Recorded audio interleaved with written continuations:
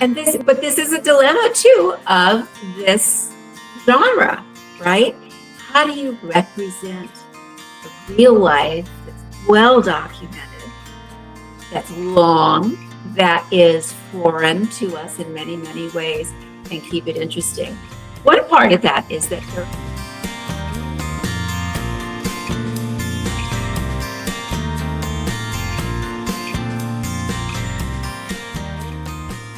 okay, Stacey, why don't you start with some comments for Alex? All right.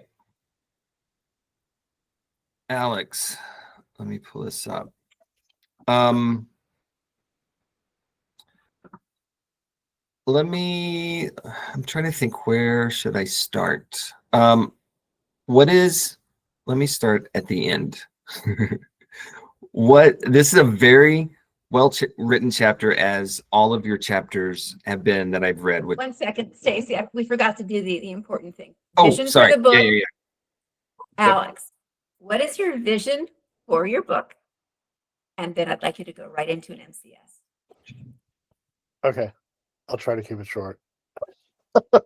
So I've got a bit of a stuffed nose too, so I'm dealing with that. Excuse me.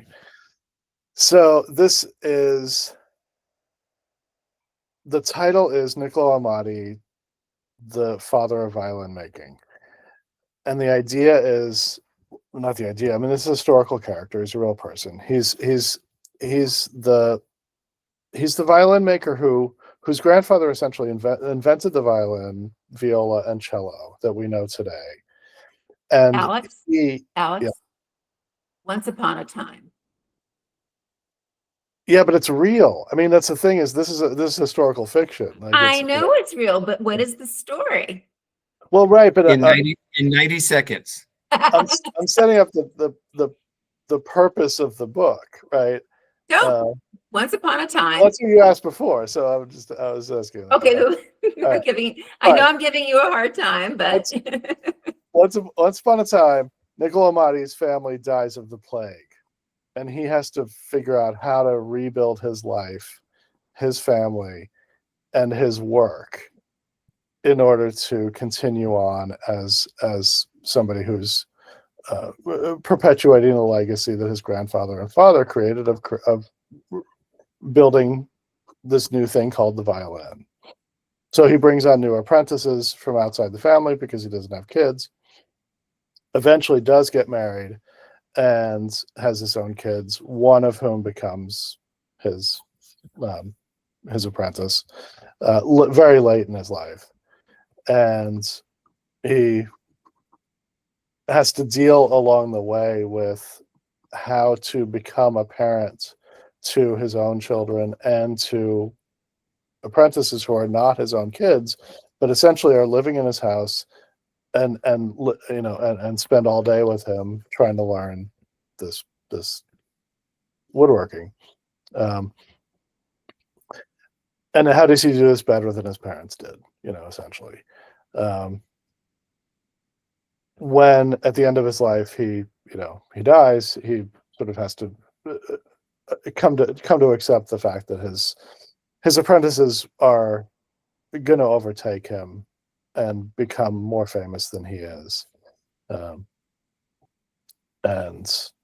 so the chapter we're looking at here is one where he actually understands that the apprentices he has been teaching for the past 20 years do love him, but are also going off into their own lives. They have their own kids, they have their own families, they have their own careers, and they are already beginning to leave him behind. And he's starting to get older, and hurts his back. So, that was part of why he couldn't be as present as he wanted to be in this moment, but ends up sort of living in memories and dreams that don't really exist. So I'm just going to say, I have a lot of questions about that MCS that we'll discuss when we meet one-on-one. Go ahead, Stacey. Don't worry. Alex, what genre? First of all, the MCS was super helpful because, Pam and I are coming into this much late, and I hate giving feedback on your book 47 chapters into it. And so take anything I say with a huge grain of salt. But what is the genre that you think it is? Straight up historical fiction. Okay. All right. Yeah. Let me my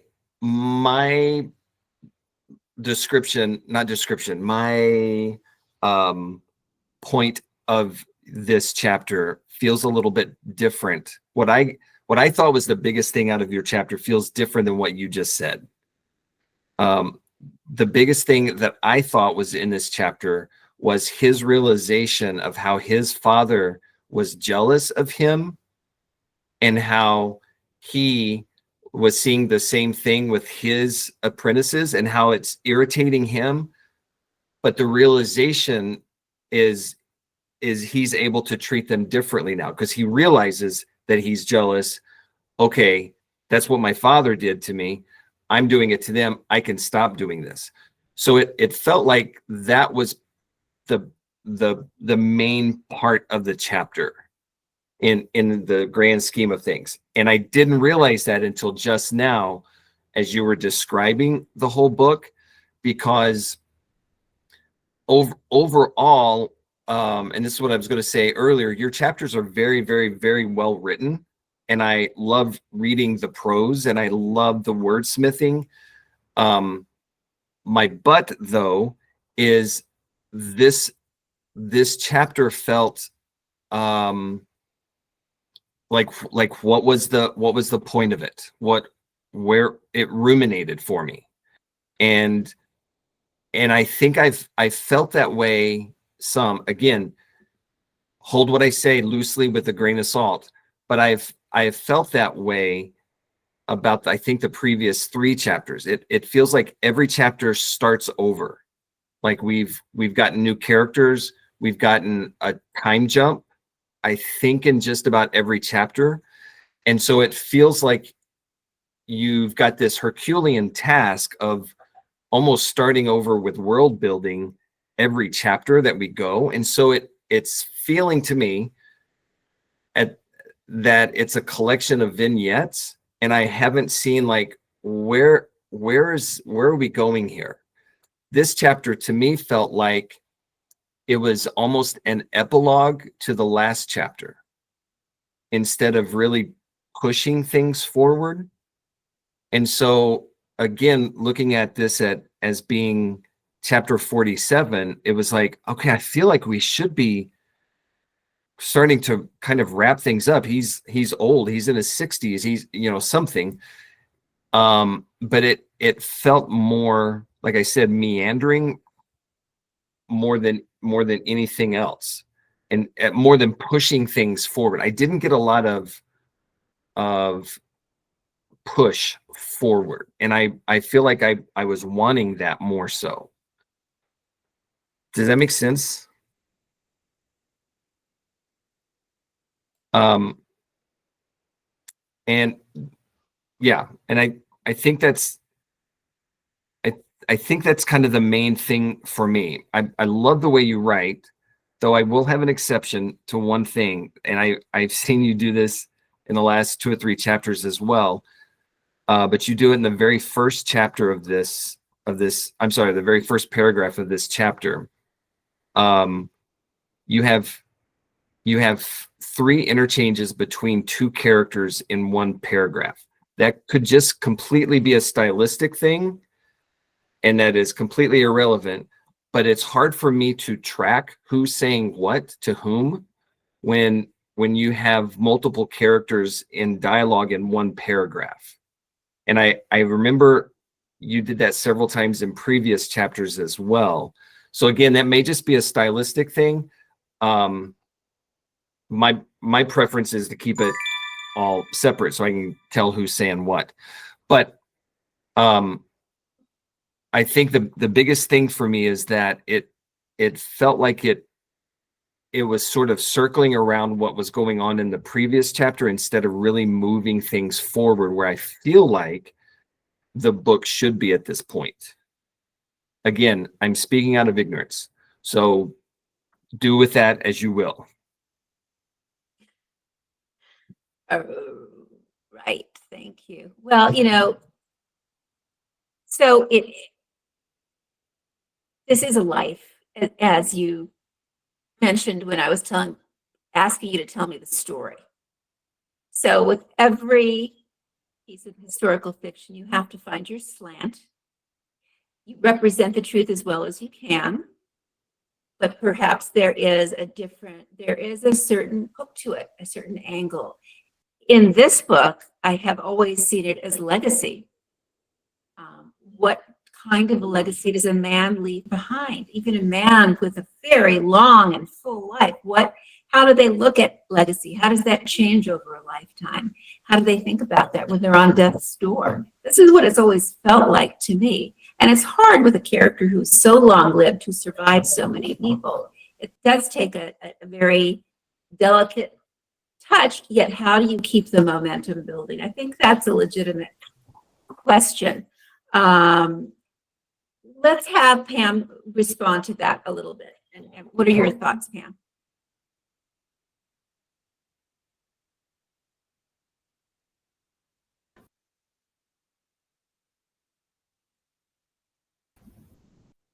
Took me a while to get that microphone to work. I was like, clip, clip. I had some similar reaction in that I got to the end of it overall and I said, all right, what was the purpose of this chapter? Was it supposed to be a self-reflection? Because I felt there were some competing, contradictory almost feelings. On the one hand, he is grateful that the Duke of Medina is dead. He recognizes that his apprentices like him. On the other hand, he's really bummed that that commission was only for 2 violins, and he's depressed that he's getting old. And then he brings up when Leah asks him if he's jealous of his apprentices and goes, oh my gosh, was my father jealous of me?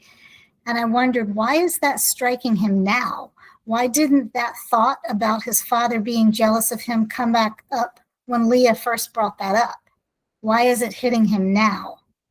So I wasn't sure at the end, what am I supposed to think of him at this point? Has he, on the one hand, does he have this new lease on life where Stacey said, has he just finally realized his father's jealous and he's going to do something with that information?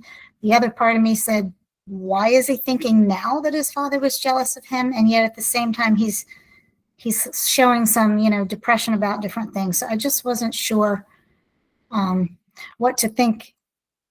There's a few spots, let me see if I can pull them, just a couple, where I can maybe show you where I got a little unsure of it. And this could be a thing I have with Stacey and I both share on that first page, and he refers to a nightmare. I did not know what the nightmare was, so I'm not sure if that's something you're talking about earlier, or if it's what he's referring to later about the Duke being dead. When the baptistry doors open, I said, I feel a little out of the loop. I don't know why they're here. And then later, on the top of page 2, I said, now I get it, but I think I need it a little earlier, unless it grew from a seed that was planted earlier. And again, like Stacey, if you have this stuff earlier that he's going to a baptism, that guy has asked him to be the godfather, then it's going to play in fine to the reader at this point. When you go down to page, let's see, my next comment, on page 5 or 6, when he mentions Jiro maybe wanting to be hovering in the doorway, he also mentions that he has 7 children, and yet none of them want to go into the violin making business with him. So I wondered why. Is that unusual? Is that part of, at the end of the next page, at the bottom of page 7, he talks about all the various apprentices he had, and his father's was probably disappointed that he had taken in so many, which made me go, what was expected of him? Was it expected that he have an actual biological son to take in the business and he disappointed his father? Did he not meet some expectation? I wasn't sure where that was coming from. And I think that's what fed into, I'm not sure if he's disillusioned with his life or happy with his life at this point. And that's, I think those are the two spots where, and then when he talks on page 10 about Leah asked him if he was jealous, I said, why is this occurring to him right now? Those are the three spots that made me go, I'm not sure what you want the reader to take from this chapter. I have to say, I'm going to interject. This is all part and parcel of the arc and consistent with what's gone before. And I probably put you into an impossible situation, putting you into a story this advanced. So I would take a leap of faith that that thread is being pulled through, that everything sort of has fallen into place thus far. So what has happened here has been planted earlier, and the two seemingly disconnected feelings make sense. Yes. Fine. Okay, works for me. Sorry. Sorry, guys. Before Alex goes, jumps off the bridge here. He's done a beautiful job. I'm just going to tell you, you really have, honest to God. All right, so it is all there. But this is a dilemma too of this genre, right? How do you represent a real life that's well documented, that's long, that is foreign to us in many, many ways, and keep it interesting? One part of that is that there are certain types of people that read historical fiction. They usually have, for example, somebody that would pick up Alex's book probably knows his European history a little bit, maybe a musician, may like music enough, or have heard of, I haven't heard of him, but I noticed that Stradivari is mentioned on the back flap, and I have heard of him. So there is some pre-existing interest as well. But yes, it is hard, and I will maintain what I said before, that you need to have some thread of suspense pulling through as well. That might be something that's very easy to ensure towards the end of this, but I wouldn't worry so much right now because all of these things have been addressed. On that note, let's go to Melany to finish our thoughts for the evening. Unless, Alex, you have any questions for either Stacey or Pam at this point. Okay. Go for it, Melany. Beautifully written as always. 4 or 5 pages in, I started to wonder if this might be the final chapter, because it started to have that feel to it. I would agree with what Stacey and Pam said, in that it felt a little bit like a plateau, and there was maybe, if it wasn't the final chapter, that maybe I was, or even if it was, I guess, maybe looking for a little more building conflict and then some type of resolution, because it felt relatively straight all the way through. A few things I'll mention here as we go through. On page 4, when he's talking about hearing the glittering jewels in the violin and how it had changed the sound of the instrument, I find that curious, because if he knew it caused an inferior sound, would he really want to hand that over as his, like the pinnacle of his craft to the king, knowing that it wouldn't sound very well? Like, would he be okay with that? Or did he, because I'm assuming he played it and knew it had that effect in the instrument. So, unless, there's a comment later that maybe it was just like another decorated object to have, and maybe it wasn't meant to be played. But it did make me wonder, like, what that says about him as a craftsman, if he would hand something to the king that didn't sound the way he would like it to sound. I think that's actually a really good point, and that was one of the struggles that Amadi had over these years, was in order to maintain the sponsorship of these luminaries, there had to be a certain amount of reflection of their egos in the instruments. And I think was always a struggle. So that's how I saw it, having read a lot of the book. But you picked up on that, I think.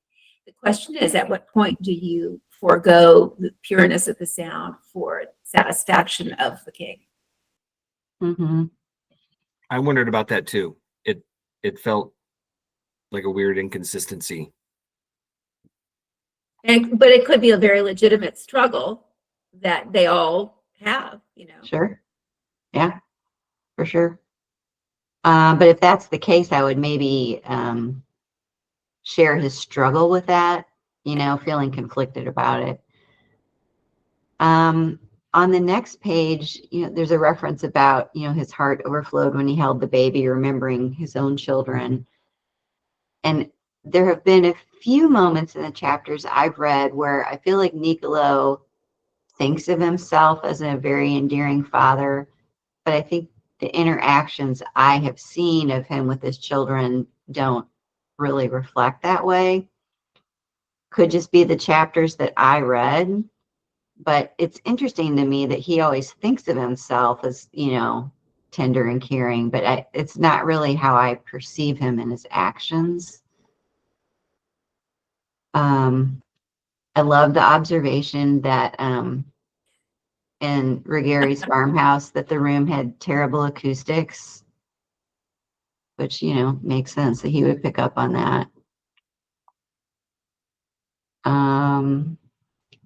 I was wondering if any of his children weren't interested in the trade, and I'm sure that's because I haven't read enough. So that kind of answers that.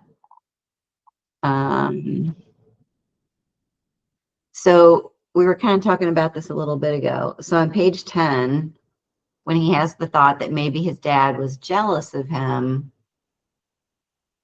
I was under the impression that he was not as talented as his dad. And so he just could be coming to a false conclusion here, which would be totally fine. I just wanted to point that out in case that had some dissonance for you. Is that what you want us to think, Alex? No, the opposite. But it's something I've been needing to work through, because he's so self-doubting that the narrative ends up coming across that he's not as good as he really is. So that's something I'm needing. I'm going back through and needing to just sprinkle a few more bits of pepper into. Okay. Good. Yeah. No, that's a fair. It's all fair. No, this is all fair. This is really, it's good to hear somebody coming in on chapter 44 and reading chapter 47 3 or 4 chapters before the end, and what are you getting from it? Yeah. I mean, there's always something of value, regardless of where you are. Absolutely. Absolutely. Melanie, did you have any additional comments that you? I was going to say, I love the reflection on that same page of, he said, was not the purpose of a teacher that someday someone might surpass you. I mean, that reflection really feels totally authentic and on point and very emotional. And I loved that. Yeah. And then my last comment was just about an inverted check mark, or maybe some more tension that could then resolve so that the chapter didn't feel like so much of a plateau. Yeah, it was good though. I like it.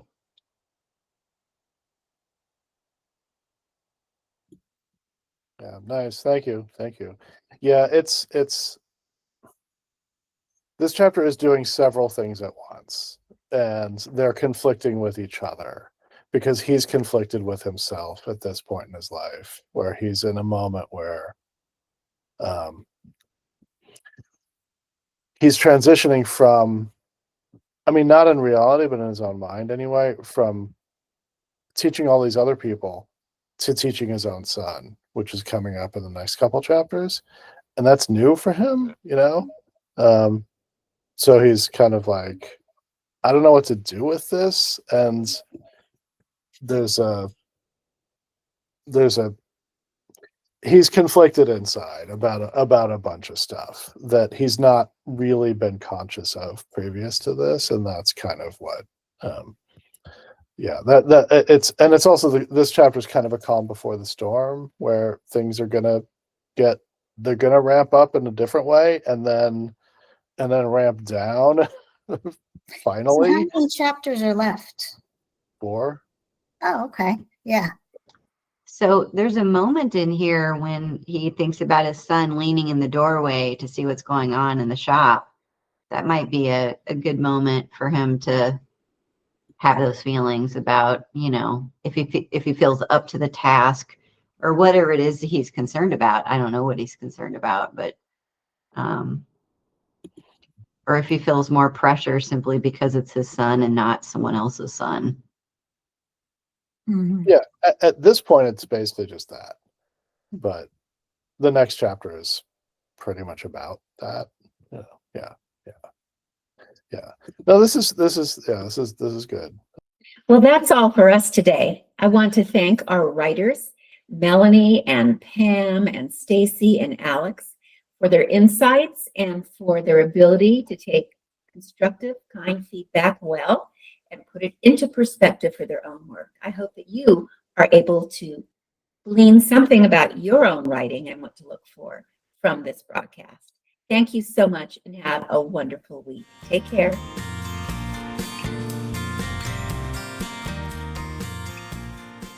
Bardsy delivers the tools, guidance, and support you need to produce compelling novels.